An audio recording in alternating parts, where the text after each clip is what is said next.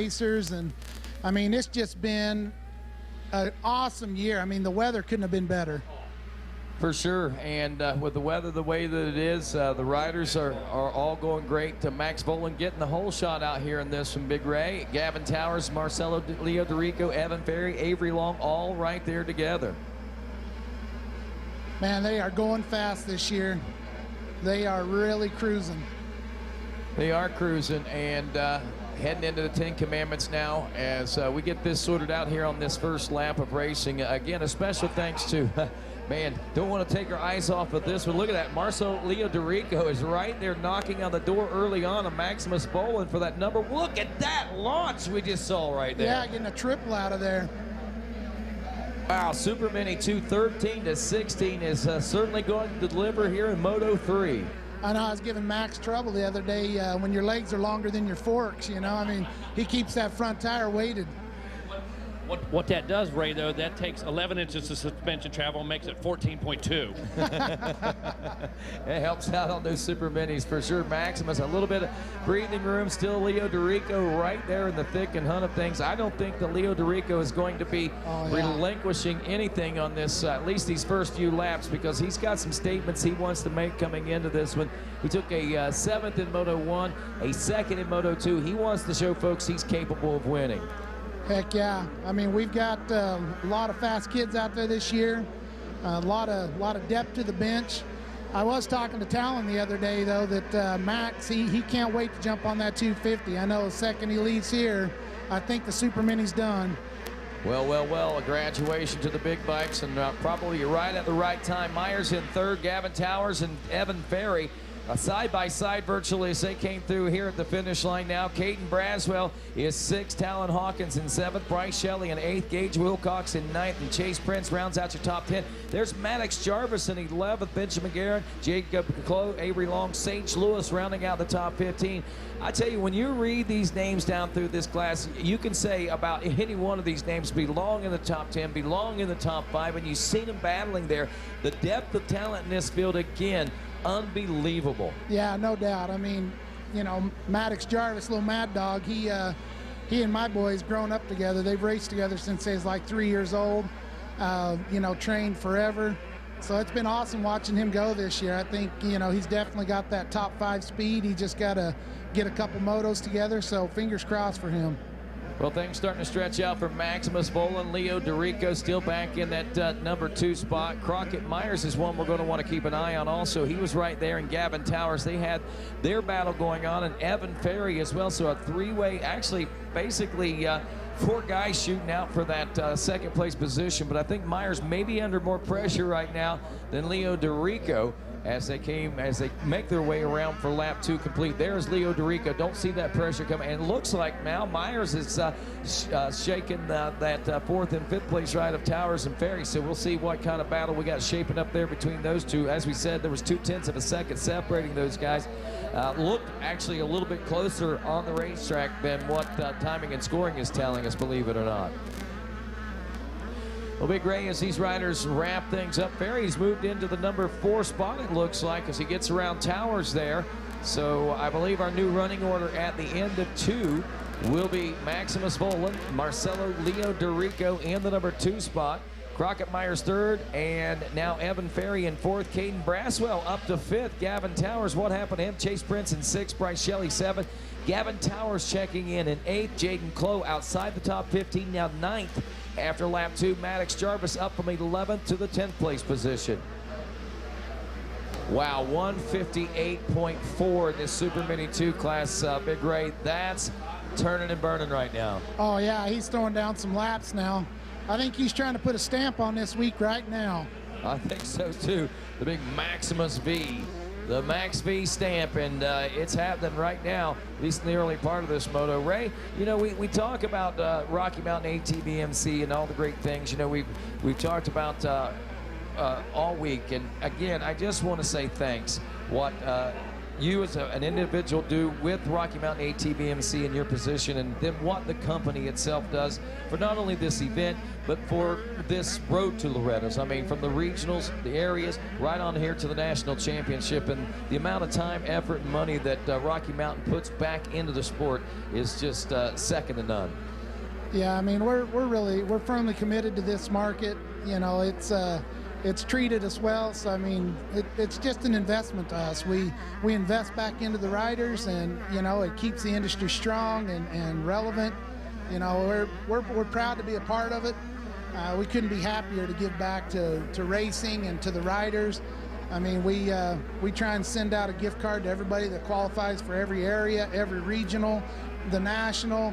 I mean, everyone here, if you did one area, one region, and made it to the national, you made at least $50 off of us.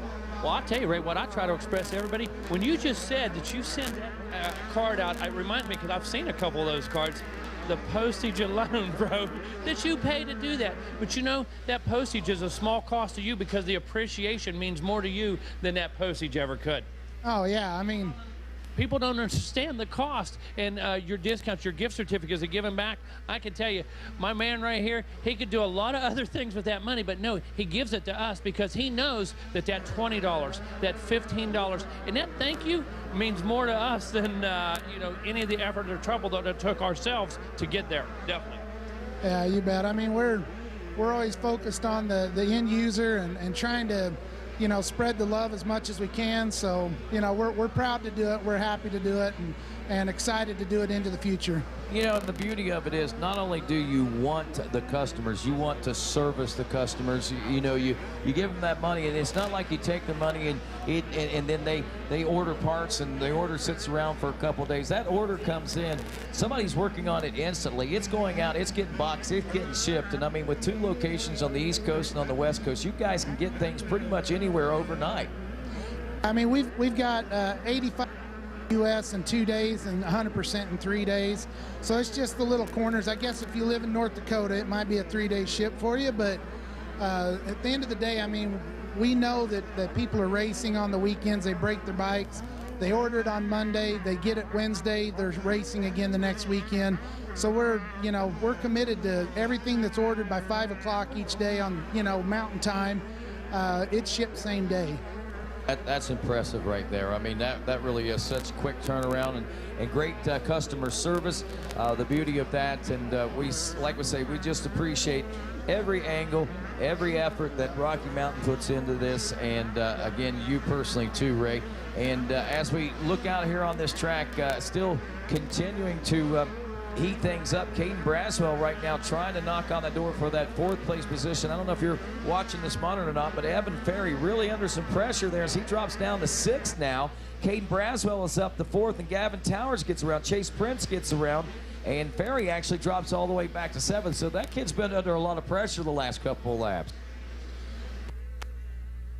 The depth of talent that's here this year, I mean, it's there's so many kids out there that can win and get in that top 5, and they all have so much passion. They're all digging deep. They all want it. That's what makes the racing so incredible here at Loretta Lynn's.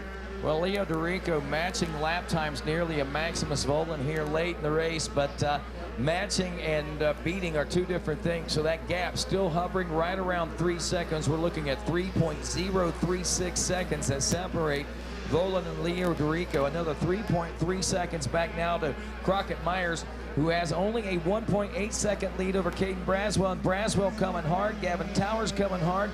Myers turning a 2-minute flat lap time with a 1:58 and a 1:59 for Caden Braswell and Towers. That 1.8 second gap for the 27 is quickly shrinking out there on this racetrack, and we could see him under fire and under pressure pretty soon. And there comes the battle. There's the 22 of Caden Braswell right now. Gavin Towers turning the fastest lap on lap number 3, deep in the heart of this Super Mini 2 class at a 1:58.021.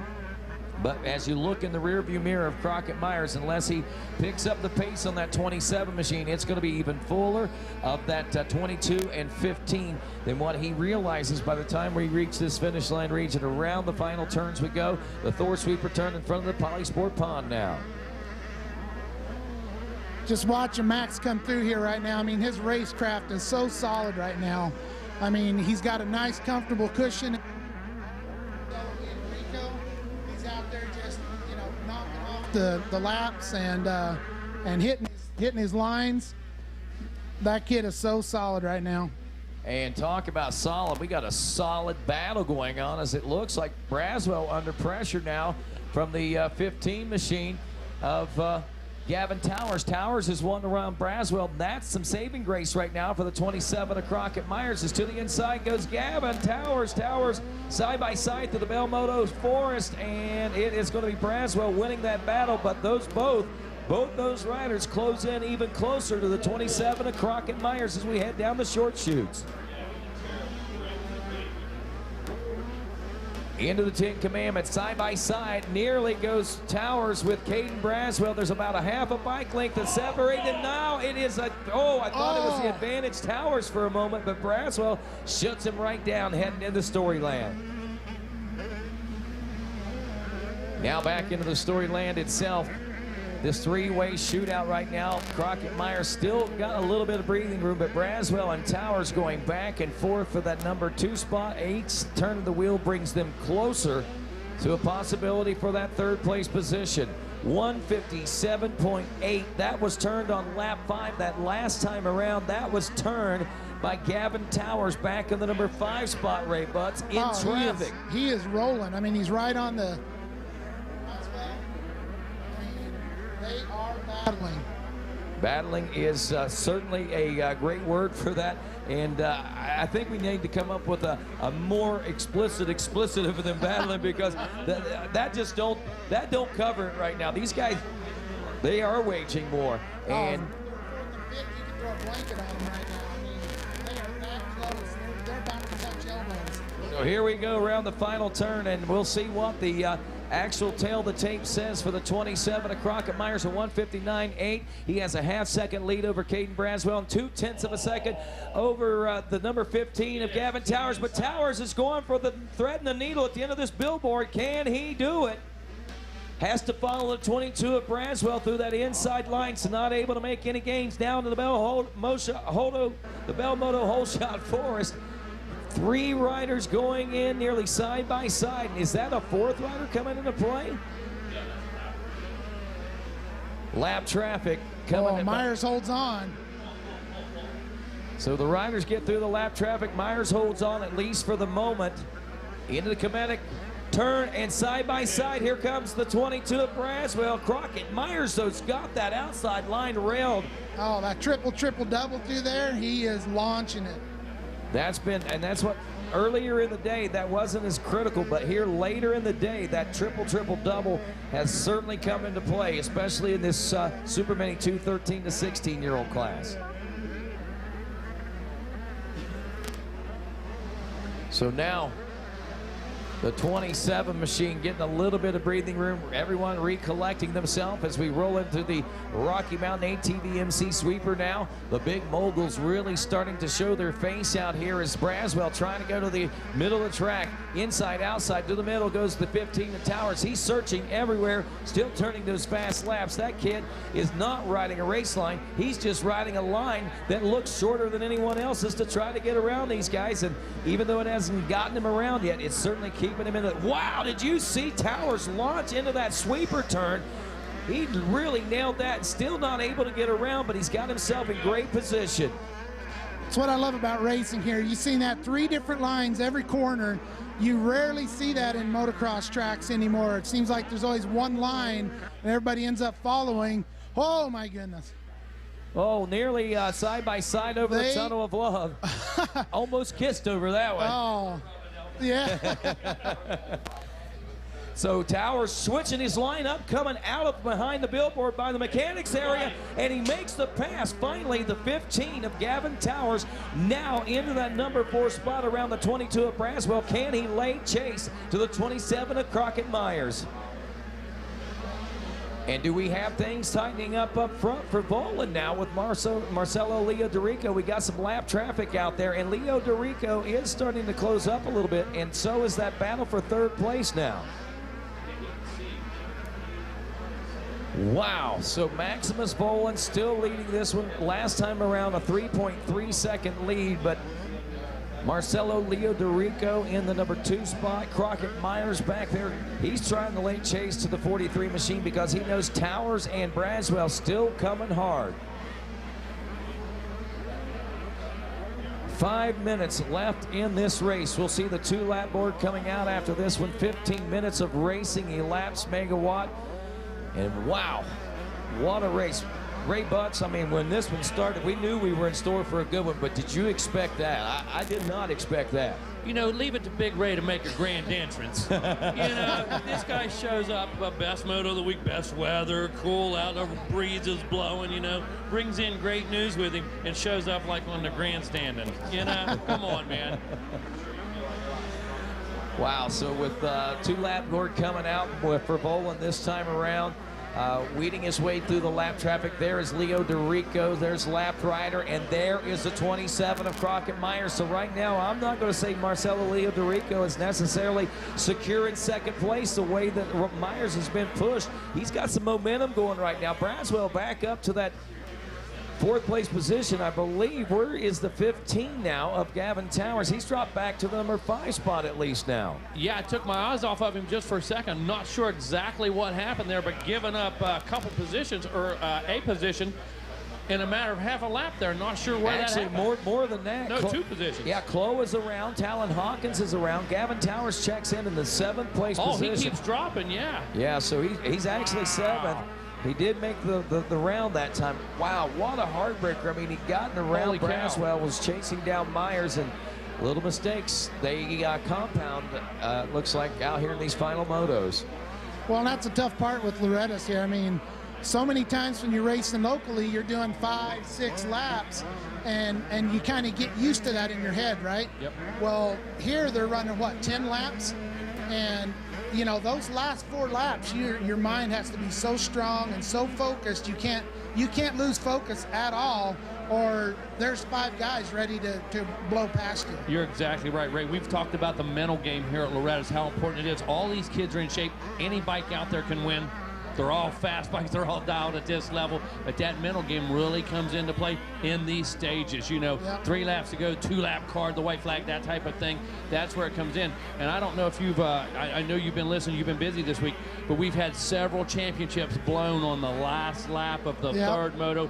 Unnecessary chances, okay? Championships were sewn up, huh, Rodney? Championships were secure, but just a mental mistake, a brain fart, or ego. Trip over the finish line. Or ego, going for that next spot, going for that win when you didn't necessarily have to do it. Yep. And that youth, that inexperience, and that race management not coming into play. Or a spoiler like Crockett Myers, 10-10, and coming in on that 3rd moto and finishing a 3rd place position. I mean, there's some that's incredible. Things, yeah, I mean, riders not getting the best finishes earlier. They come out for redemption in Moto 3.